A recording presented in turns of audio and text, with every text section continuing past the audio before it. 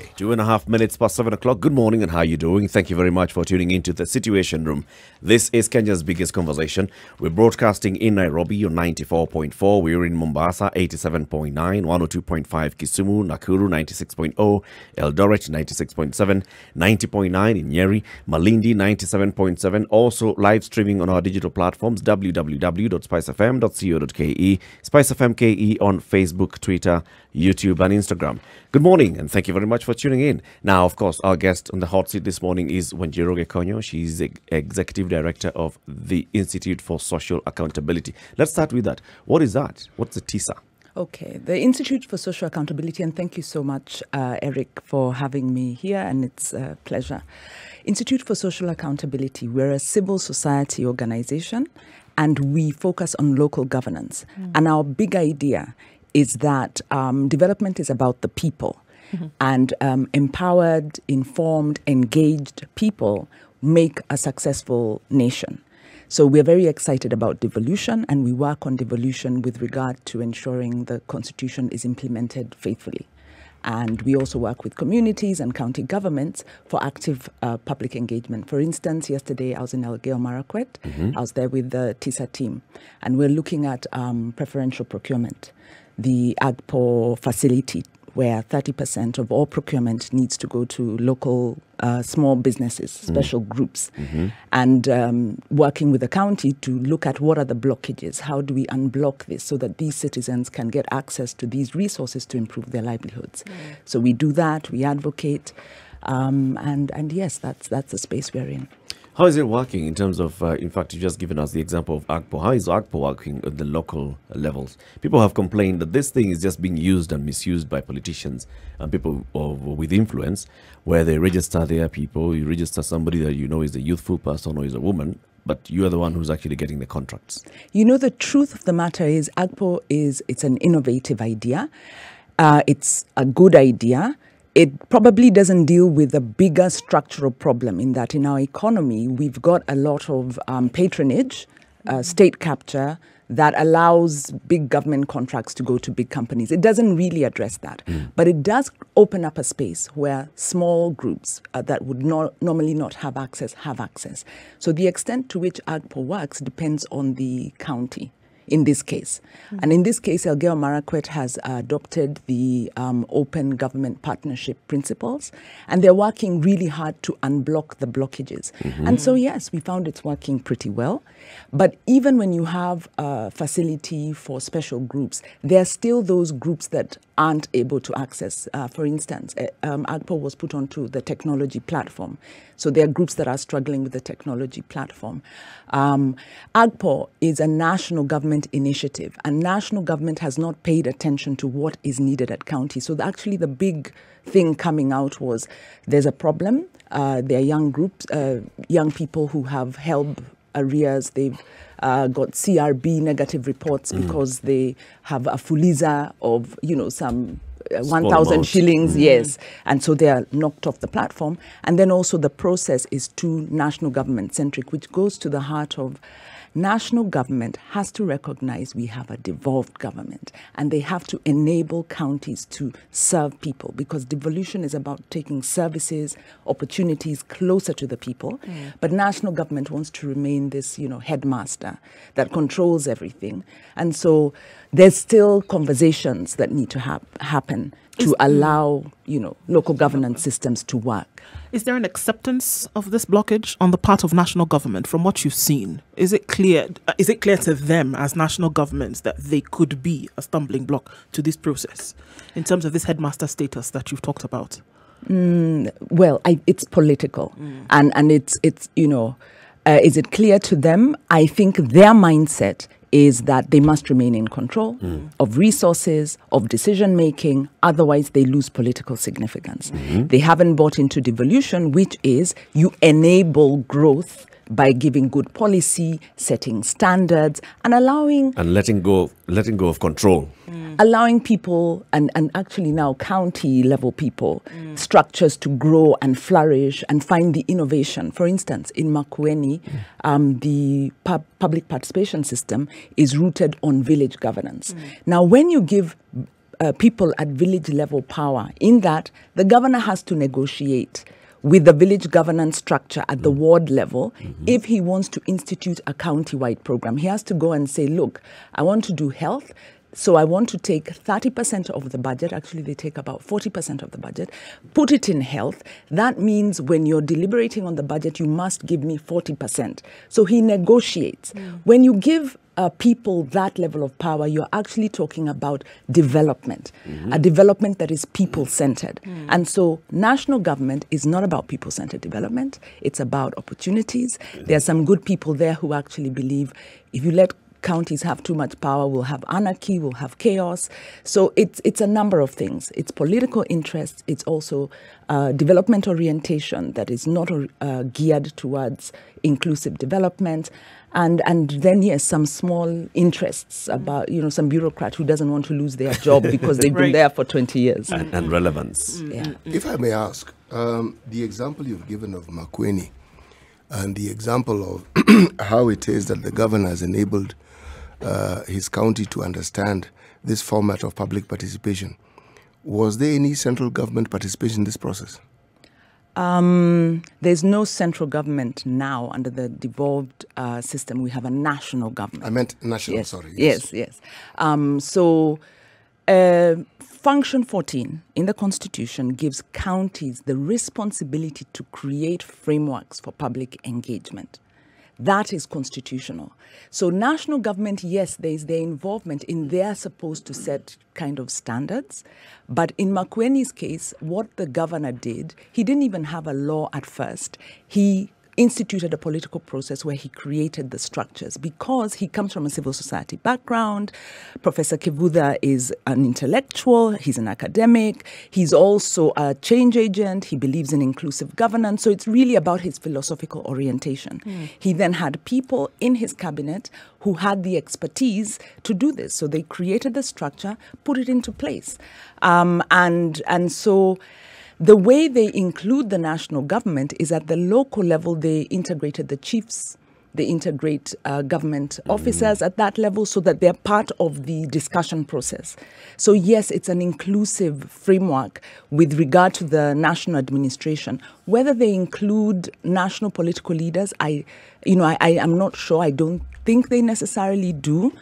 Even though there's an anticipation in the County Government Act that national government public participation structures will have a space for national political leaders where the governor sits and deliberates and gives members of parliament, senators, women rep, an opportunity to input significantly into county government affairs. And that hasn't happened. And that's part of the problem of the tug of war between national and county. So if we look at this example again, then it means that the governors actually have not just the mandate, but they also have the space to do the very things that they believe would be helpful, will be developmental to their constituents. So the national government's role in this, insofar as we see it, yes, it may exist, but it doesn't really hinder the governors from actually doing what they should do, does it? No, it does.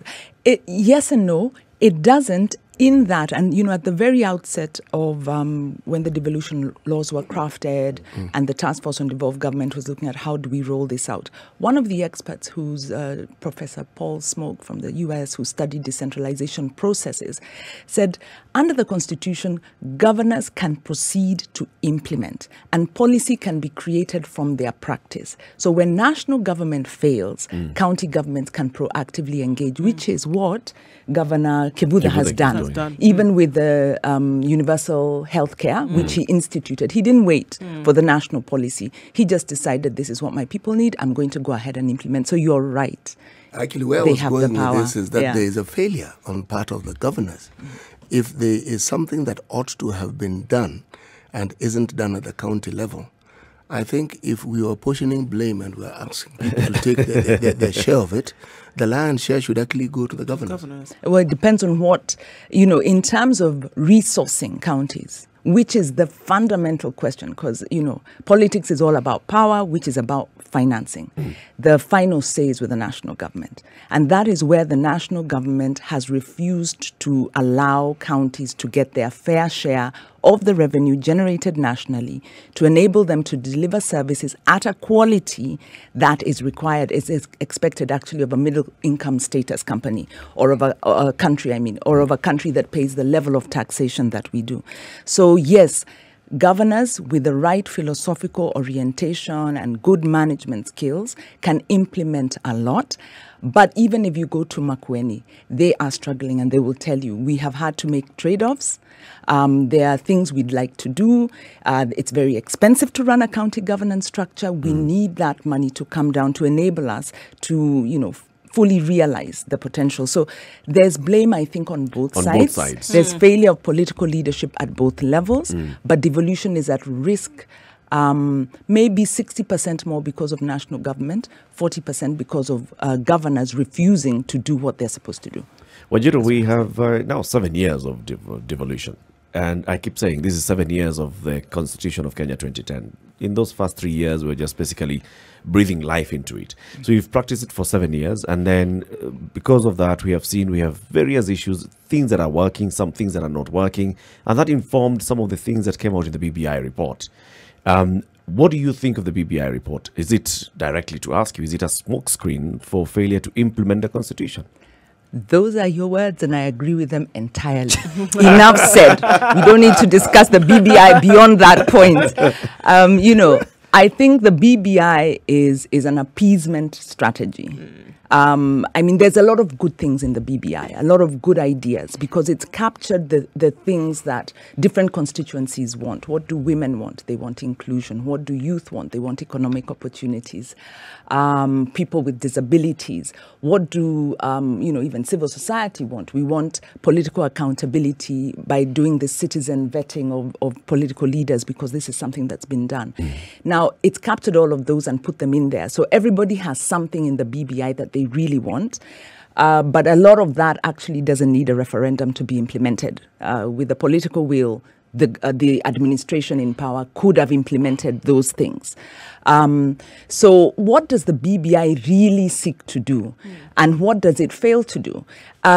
What occasioned the handshake? The handshake was occasioned by the events of 2017, when there was manipulation of the electoral process. Chris Musandu died. The IEBC was, essentially decapacitated through a lot of political interference that led to 2 elections that are, one of which was annulled, the other is very questionable in terms of legitimacy. So there was manipulation of our electoral system by the administration. And that is what led the country to the brink of crisis. That is what the handshake was about, bringing peace back to the country, and I support the handshake. We needed that. But the handshake needed to be principled, to say, okay, we've shaken hands, so we stop fighting at each other, but let's acknowledge the fact that we ran into this problem. It's a political problem. Yeah. Now, the BBI has sidestepped that issue and gone on to say, well, we have low political accountability, we've got bad values, we've got blah, blah, blah, blah, blah. And it avoids the core question: what went wrong in 2017? What has gone wrong since the first settlement that we had after 2007 through the Kofi Annan process that had 4 items for implementation? What's the status? That is the conversation to say, if we look at the democratic trajectory from when multi-party politics were introduced to where we are now, what has gone wrong at these key points?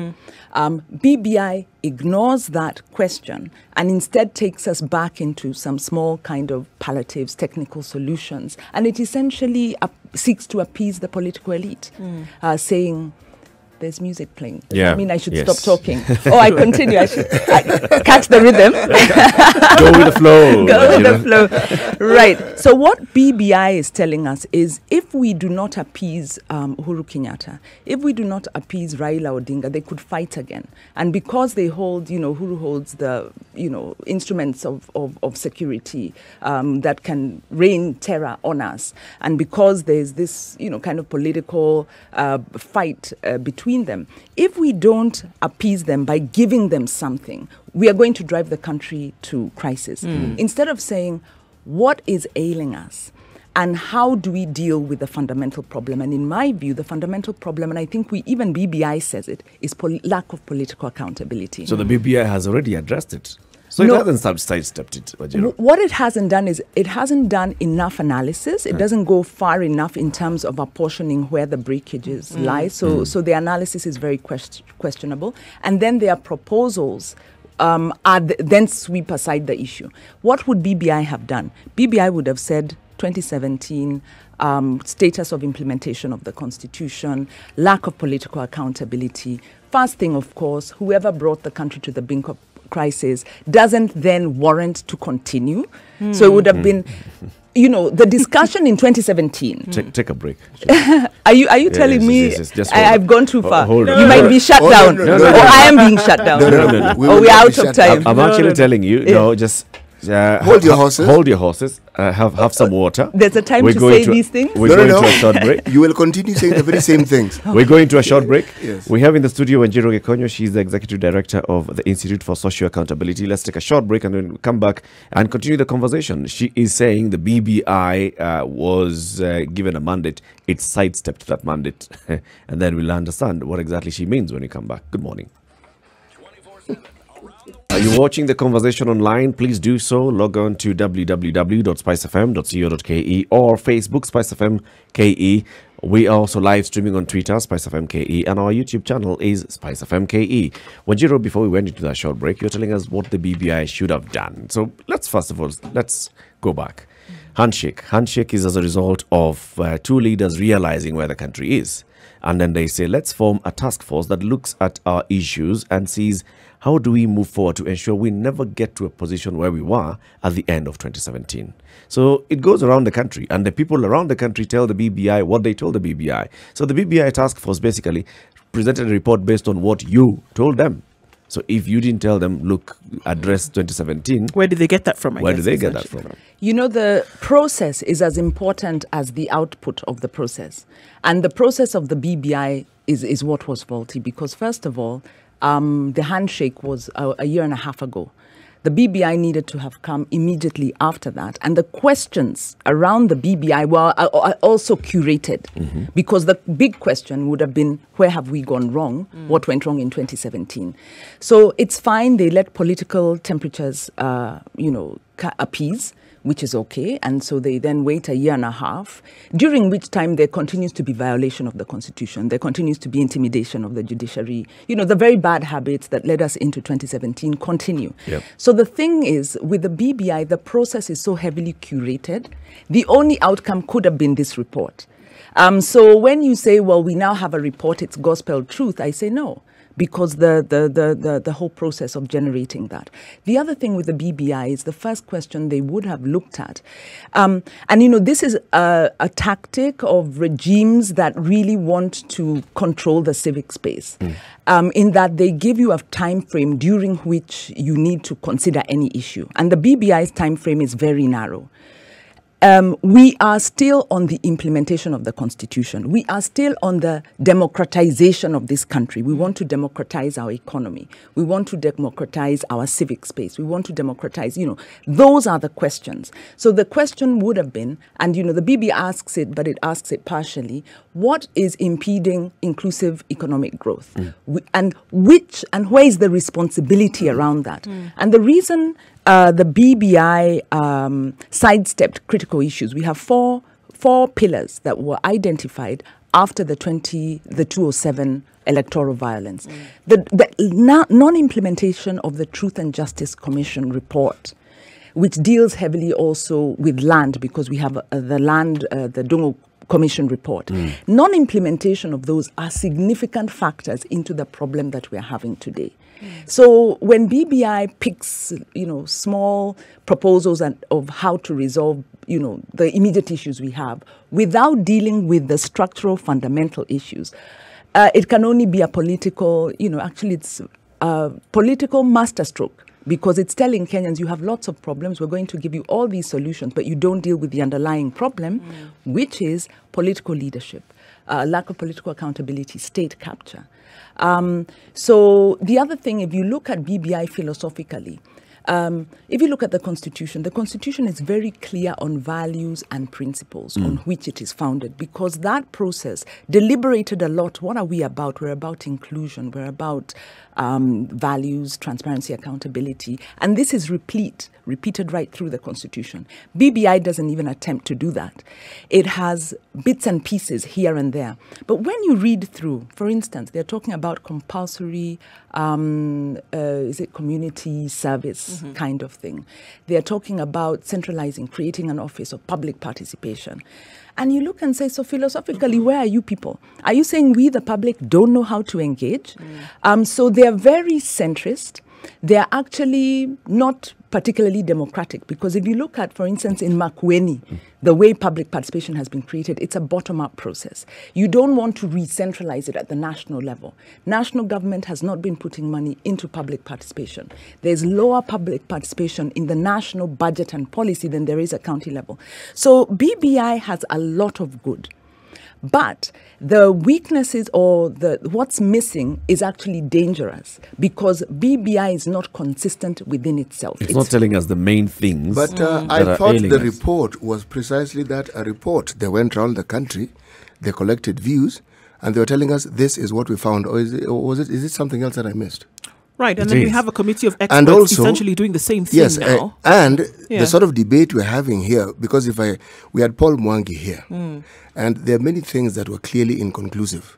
So I took the view that, having presented the report, we were now opened up for further discussion, and this is what we're having. That you haven't done this, this is what you ought to have done, this clearly hasn't been done. Or are we saying that the report they gave was conclusive? You know, I'm at pains to even answer that question, because their process is so is flawed. It's quite inconsistent, and the only person it serves is the political elite. Why do I say that? Because the questions were curated. They came out as questions. If I had been asked, the question would have been about political accountability around a specific issue. So BBI is making us look at another host of symptomatic problems instead of dealing with the core problem, lack of political accountability. But when you give a report, what you've done is actually opened a debate. If we had been informed that whatever report we had been given was the final report, and this is what they're going to go by, then I would agree with you 100%. But that isn't the case, is it? She's coming from the point, CT, that from the very beginning, from when they started... Oh, no, I got that their perfectly. report and their views, they started the journey in the wrong direction. I got that They're in perfectly. Mombasa, they should be in Kisumu. So now telling them, oh, now you're in Mombasa, yes, it's fine, let's look at how you got here. Eric, you shouldn't have come to Mombasa in the first but place. by virtue of the fact arose that the report... From the findings that they had, and in this case, we don't have a committee of which their duties have then come to a conclusion. We still have a committee who's still then asked to go back and say that we found this out, but it was not conclusive. We found certain things out, but we have not finished the work. So people then have this feeling that they're still going on. Some of the things that you said, are we now going to look at the root of the problem? Because these are some sentiments that would have come to the fore, in the sense that we're not dealing with the root. It's called feedback, if you ask me. Because so the feedback is still being given. The process is still carrying on. Even the framework was faulty. Feedback. We don't think that it actually serves the interests of the people. You're serving your own interests. Feedback. And with reasons. Feedback. You see, what I am hearing is this. Now, you will permit me to perhaps be a little critical of the way you're looking at things. As a layman, we tend to talk about civil society speak, where in most cases it's a fault-finding enterprise, where this is wrong, this is wrong, this is wrong. It's not that it's not wrong, it is wrong. You could have done this, you could have done this. But I have found that one of the easiest things to do is to find fault. And it is possible, given that these are politicians trying to find political solutions, whatever report they give will be fraught with things that you can poke holes into without even trying very hard. But having poked holes into it, and the discussion is still going on, because that's what I believe the enactment and the gazettement of this new group is all about. How then do we ensure we inform them about the very things that we find reprehensible, the very things that we find were missed out? Because to me, that would be the next step. You will not be able to do that if you go to Mombasa this weekend. I can assure you, right? Because there's no framework through which That particular BBI group, the Tanga AM, whatever they call it, they may be part of these rallies, because these are political rallies. But I thought their functions were clear. They don't hold rallies. No, they hold meetings. The way they go about the business is not this public drama that we keep seeing from time to time. That's not it. Or am I mistaken? Or have they combined the two into one? In fact, I'm fascinated listening to you. And every time I stand up back and think, let's give BBI a chance, let's listen to what you're saying, the reality comes to me in that we are campaigning. There are sides campaigning, and you're either for BBI or against BBI. And in fact, my question is, what is BBI driving at? If we were to assume, yes, the country is fractured, the country is politically fractured, we need dialogue to bring us together, we need consensus around key issues. Is BBI the framework to do that? And what happens next? Do I have space? And is BBI discussing the substantive issues? Because, you can have conversations as long as you want. But the basic rules of negotiation, because we are saying here there are two parties. The country is divided into two, a pro and against. Politically, we are divided again. So this is a process of bringing people together where there is conflict. Basic rules of, mediation and negotiation is that you have to have a very clear framework that drives you to a clear result. BBI doesn't have that. BBI mixes small issues, intervening issues with fundamental issues. So it's a very confused framework. No. And then the way in which it's being run is campaigning. Is it deliberate? Of course, I think if I haven't managed to communicate that, then I need to step back and communicate more effectively. Of course, it's deliberate. It's political campaigning. It's osaging temperatures. It's distracting from core issues. And right now, the core issue is the economy. So and the fact that the government has mismanaged the economy. So if the country essentially is fractured, what we're doing is we're using, according to you, the BBI is using stitches as opposed to using a plaster of Paris to put it back together. In fact, the Come board... back and respond to that. Let's take a short break and look at what's happening on the roads. At 7:30, we have Wanjiru Gikonyo, the Executive Director of the Institute for Social Accountability. We're talking about the BBI. She's saying the BBI is merely a political process. It has missed the fundamental issues that are ailing the country and has addressed other peripheral issues instead of going to the core. Well, the conversation continues on our social media platforms as well. Spice FM KE, Facebook, YouTube, and Twitter. Join that conversation there. We'll open up the phone lines shortly. Good morning. So Wanjiru Gikonyo is in the studio. She's behaving just like the Supreme Court in 2017. The process is flawed. Go back to the beginning. This is what we're basically hearing you say. The BBI started on the wrong premise, and you think it should have addressed what was clearly also being addressed in 2008, post the violence of 2007-2008. Going into the basic issues. Why do we need to keep going back into those basic issues instead of just looking at it broadly and saying, this is where we are? No, not going specific. This is where we are as a country. And if we look at it, if we fix the software, for example, it talks about the software. People don't trust their government. The people have no ethos, the national ethos and values. If you talk about ethos and values, it brings us all the way to leadership. So when you have a leadership going wrong, it is addressed by, if people don't have proper values and ethos, Chapter 6 will never work. Chapter 6 doesn't work, we'll have a broken leadership. I think BBI is taking us through that route. I don't think, Eric, I wish it were that simple. There's something called accountability. Small word, but it underpins very many things.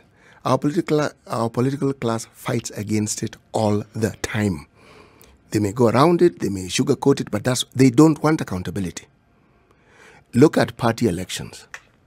At the best of times, again, a Kenyan word, they are shambolic. Okay? Meaning they're full of shambles. The truth of the matter is that it isn't as though they can't do a better job. They can, but they never do. They don't want to. Yes, so what we see playing out in the national arena is just a carryover from what we see further down. They do not want accountability. No. In fact, I totally agree with that. If you liken BBI to a process, we might understand better. If you have an addiction, let's say alcohol addiction, it's a very painful process. It ravages the family. If it's the breadwinner, the mother, or even a child, It destabilizes the economics, the social, everything. Very painful process. How do you help somebody who is, suffering from alcoholism, which they have to admit? The first thing is acceptance. Mm-hmm. That's the first thing. So what BBI lacks is the acceptance. And it kind of says, well, all Kenyans, we have this problem, we lack accountability. And it's a very simplistic diagnosis, and possibly, if I go back, for instance, to 2003, when we had a political leadership that came into power and said, we're going to deal with corruption. And Kenyans were so emboldened, they went and they frog marched this policeman to the police station, but nothing happened. Kenyans rightly know that their system works against accountability. If you whistle blow, your life is going to be decimated. Look at what has happened. John Githongo, David Munyake, Jacinta Mwatela, whistleblowers, and there are many others who we don't know. So the system is geared towards corruption. So there is political accountability, and I think in one way the ICC had it right, and the ICC has had good and bad effects for this country, but it was right because it was about those with the highest political power have the highest responsibility. So we have to come back to political accountability and responsibility, I think, which is what City was saying. So the problem with BBI is that it ignores that fact. So it would start with, we have a problem, our political leaders, why are you violating the constitution? Why are you undermining the judiciary? If you undermine the judiciary of a country, there is no democratic process. And this administration has systematically done that. So BBI lacks that accountability frame. And in that way, it then tries to deal with all the problems as though they are equal in significance. So by lacking a core problem and being afraid to deal with, if we tell our leaders they are not politically accountable, this system won't work, we'll then have conflict, we'll then so it's an appeasement strategy. If you had been appointed into that BBI task force, you would not have said those things that you're saying. It's clear. I mean, you're a Kenyan. You're a human being. The people who have appointed you are these political leaders. They've come together. They've acknowledged that there's a problem. And they've said, go around the country and find out how can we solve this problem. You can't go back to them and tell them, you are the problem. The other thing is yes, you can. Why can't we? Well, okay. City, you can't. You can. On paper, you can. In practice, you cannot. You can.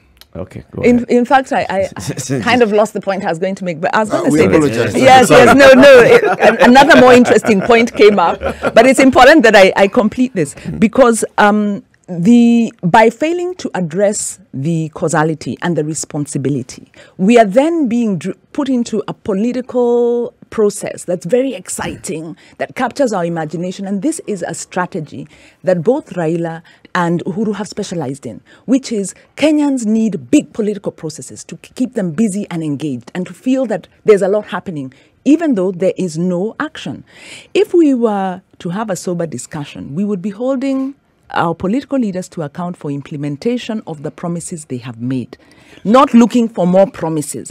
So my basic premise with BBI is that political promises have been made, they've been reneged against by these very political leaders. Do we imagine we'll have a different outcome? Last point, history tells us something about political interests around reform and change, because Kenya, the constitution of Kenya is a revolution. I was going to say it's a bloodless. But of course, people shed blood for the constitution. Right. Yep. But it is a revolution because it seeks to undermine, it seeks to democratize our country and remove those vestiges of interest that have prevented democratization, equal economic opportunities. Farmers should not be suffering in the dairy industry under increasing monopolization. You shouldn't have, government, big government projects aligned to the interests of some of the big political families. These are the things that create unemployment. It's not, something else. Right. So fundamental issues are being sidestepped by the BBI. And it is a political process that eats up a lot of energy and prevents us from dealing with the core factors. So the basic thing is, are we going to hold our leaders accountable as Kenyans? Even without the BBI, we've often had this conversation in this room and asked ourselves then in terms of keeping leaders accountable, because that seems to be one of the pillars that we're looking at that this initiative does not address. Or even if it does address it, we're looking then at the custodians again of this initiative having been at the helm of power. And really, if we're going to look at change, so long as they're there, it is not going to happen. One. Two, if we're going to then demand this kind of accountability, to whom do we demand it of? And oftentimes we say, all right, we can look at a problem, we can dissect it, put the pieces all over the place. But at the end of the day, what we are trying to do is get towards a solution, because we can be roundabout and no kind of development is ever going to happen. Generations will be discussing this problem. So how then, it's been a question, and I don't think we've ever been able to put a cap on it, as lest having people shot or sent to jail. But how are we going to keep leaders accountable? How then do we put leaders into office and say, yes, well, you know, this is the job that I've given you to do. If you're not going to do it, we remove you. Because we also see, by what got us into this place in the first place, is that the entire electoral process is flawed at some point where we're even making that decision. How then do we demand accountability from leaders? If I were to ask you, in your opinion, what do you think is the anatomy of impunity? If you were to describe it, because the underlying and the constant theme in everything we're discussing here is impunity. Is impunity. Yes. Why do people keep repeating the misdeeds that they are? Because they know they can get away with it. Yes. Right, exactly. So what is it that we're going to put as stops? What are we going to put then in terms of measures? Because if we talk about democracy and a people-powered center, right? If that is it, how then do we, it's already the people powered, by the way. How there then are those who could argue it's people disempowered, yes. Right, but then how do we secure accountability? Because we've never been able to do it. No. Never. We participate in this process. That's part of the reason why we are unable to actually do away with it. We provide the oil and the fuel that moves it forward. There is a certain evil attraction that impunity has. It gives you the impression that it enables you to do anything you want, anything you can do. If it's amassing wealth through theft, you can steal as much as you like and you can get away with it. Now, right, but then we just keep going round and round in circles. I may not be able to do it, but I can be represented. Why do you think we keep choosing our own? Because they represent us in that theft. They represent us in those misdeeds. And the hope is that some of it may get to me. It will come to us. Trickle-down effect. I think this is the crux of it. And this is where Kenyans get disempowered, because you think, then what? Yeah. Because we had the constitution, we had 90s, multi-party democracy. We have a new constitution. And we still seem to be in the same place. And we feel, then what? But the question is, what's the anatomy of impunity? And in my view, the anatomy of impunity is that impunity is learned. And our value system actually rewards impunity. And as long as it rewards impunity, then the average Kenyan actually has to participate in impunity. Because if you want to get that position, you need to pay. Because if you don't pay, somebody else will pay and they'll get away with it. So first of all, we agree we have a problem of endemic corruption, endemic impunity. But the question we're asking is, how do we get out of this? And there's a vacuum. There's a vacuum in terms of the solutions. And the point we are at, and why I think a lot of people will get onto BBI, is because they feel, so what do we do? If we don't support BBI, then we're going. Then we're going into Tanga Tanga or Kieleweke. So we don't have an alternative. I think it's time we look to ourselves. I think we are suffering from Stockholm syndrome. Our violator and abuser is also our redeemer in our mind. And we are waiting for another good leader to come and redeem us. The Constitution of Kenya actually is a project of Kenyans, and it's 15, 20 years in the making if you look at when the agitation started. The Constitution is still viable. And I think that is our anchor. And we have to get to a point where we say our leaders are not able to get out of this problem because the incentives for them to stay in the process are too high. Parliament has power of the purse. They pass amazing pensions. In fact, they're saying if ever you sat on a chair of Parliament, you're set for life. apart from being in there and the kind of deals, the largest auction house in Africa, that's the title our parliament had 10 years ago, before they had power and the resources, a trillion shilling budget, out of which to make deals. That's why their inquiries don't have conclusions, because parliamentarians keep getting bought off. So the point is, those in power are benefiting from this system. And Kenyans haven't required them to deal with that issue sufficiently. And we better recognize there is no tidy process. It's not going to be tidy. But we do have power, and we have the power to say, I am not going to be part of a political charade. I will stick to the basics, which is we need accountability, political accountability for this and that. I am then going to exercise, for instance, in the BBI, if it goes to referendum, I don't even know how BBI can go to referendum. I'll exercise my vote and I'll say, no, I'm not part of this. I want political accountability. When it comes to 2020, I will not vote for any leader who is undermining my principles of good governance. So the point is, we do not have a savior other than ourselves. And maybe in our democratic process, it's time for us to look to ourselves.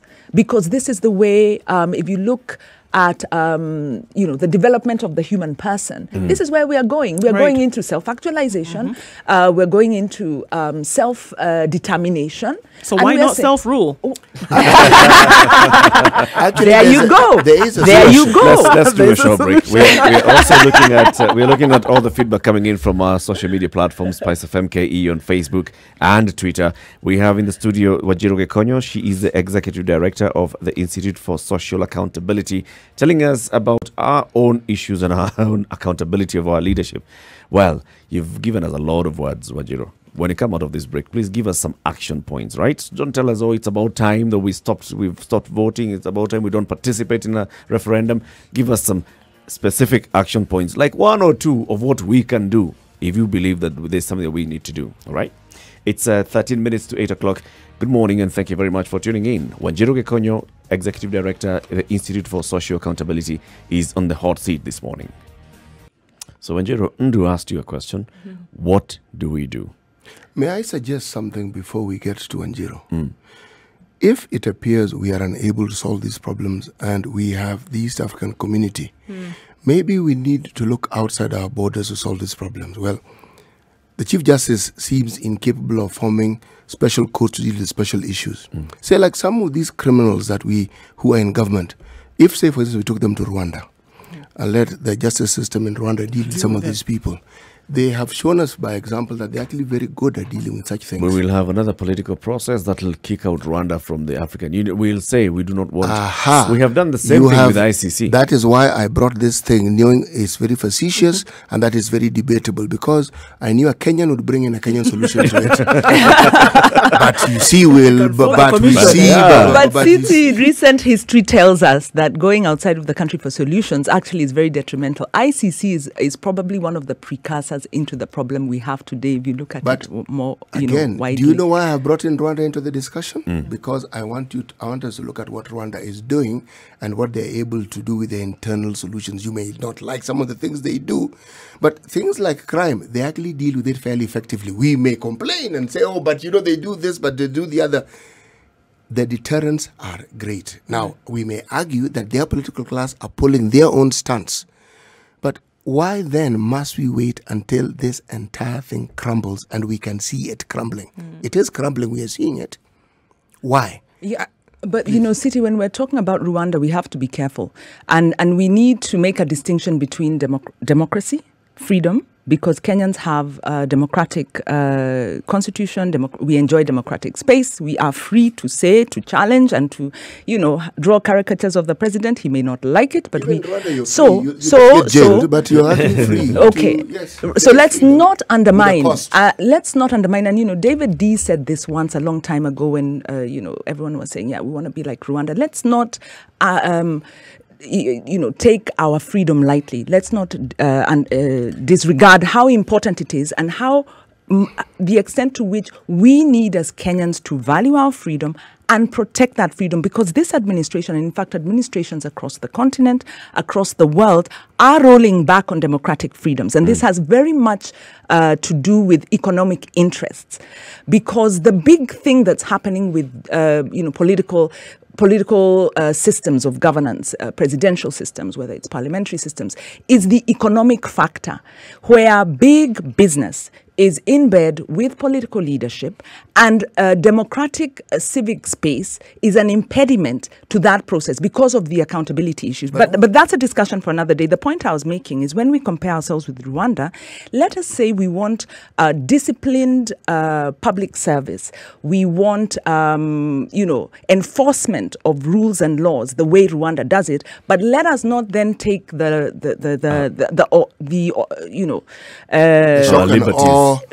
the authoritarianism that Rwanda has. So Kenya is doing very well on democratic space. Rwanda is doing very well on running their public service and that kind of discipline, and we'd like to learn from that. So let's be clear. So what do we do as Kenyans?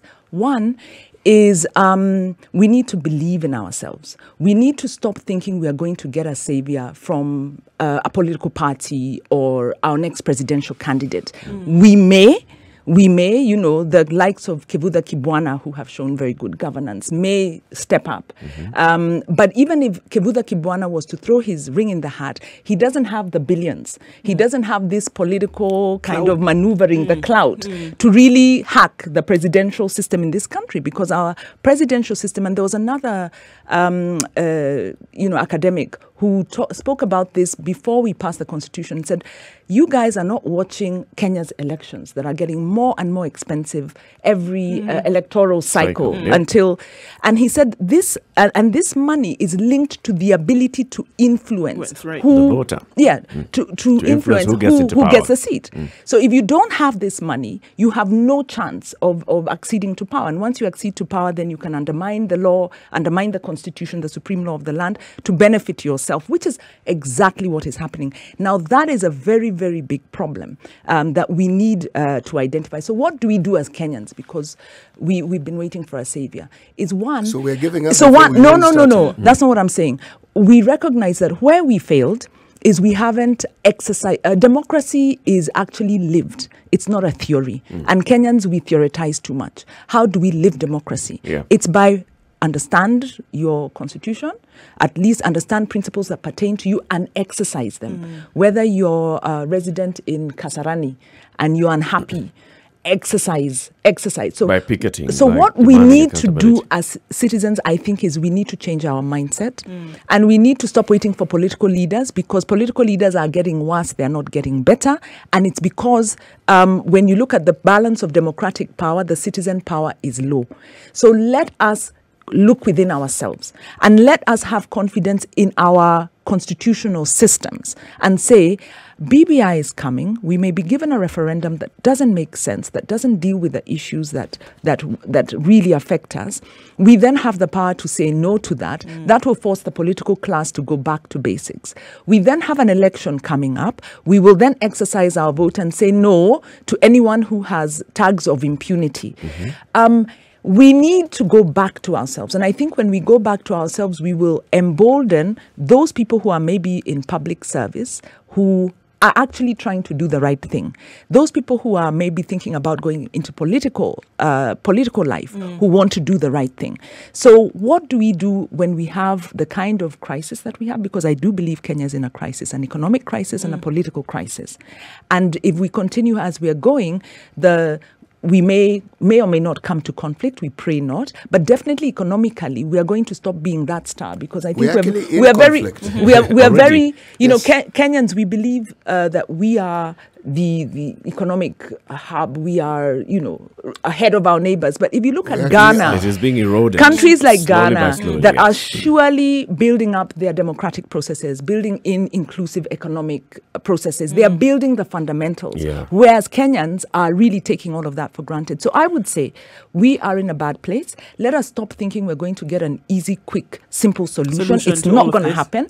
Let's get engaged, pick an issue, go out, speak about it, act about it. Let us become the change we want to see. It sounds like Okay. Sounds It sounds very idealistic, telling but us- Let us okay. be woke. She's telling us to form our own BBI and discuss this thing further. No, I'm telling us we hold the political power because Article 1 vests sovereignty in us. Let's exercise that. Let's stop Wanjiru, waiting for political it leaders. does. There's always a group of people who feel this way. All right. The challenge, however, is increasing that group of people so we can reach a critical mass that can then turn the Of tides. people who really Of understand people what it who is understand that's or needed, who feel as strongly as you do.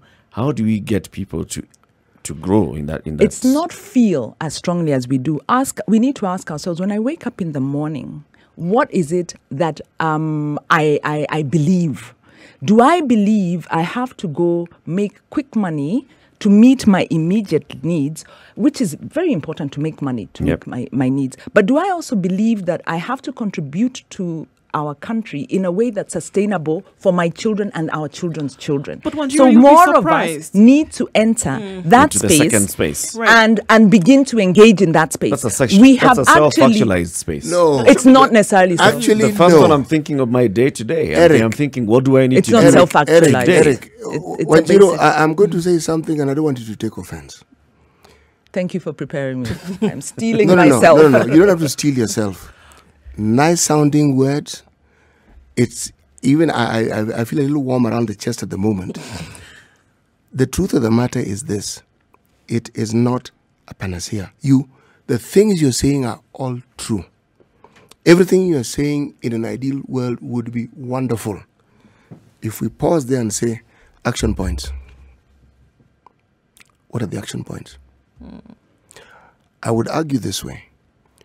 We do have government institutions that have begun this fight because in the absence of a deterrent, in the absence of a strong voice and strong action against these things that we consider being the ills we have, we can discuss all these changes as much as we want, and our citizenry will just revolve around it and find new ways of committing offenses and going against the law.